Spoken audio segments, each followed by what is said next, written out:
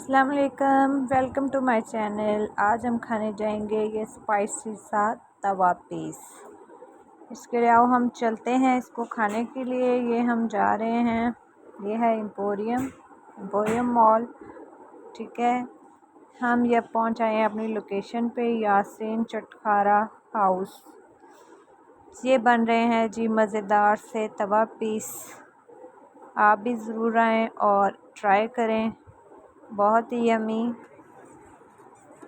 देखें किस तरह से वो इसको बना रहे हैं। आप भी आएँ और ज़रूर ट्राई करें। इसकी अच्छे से वो बुनाई करते हैं और इस पे ये लीमू और मिर्चें ऐड करते हैं, और ये मिर्ची इसके साथ खा के तो मज़ा ही आ जाता है। आप भी खाएं, ज़रूर ट्राई करें। इसके साथ सादा रोटी या फ्राई नान कुछ भी ले सकते हैं। ये इन्होंने सॉस तैयार की होती है, ये जब डालते हैं तो इसका टेस्ट ही अलग होता है। ये कुछ लोकेशन है, मैकडॉनल्ड के सामने है।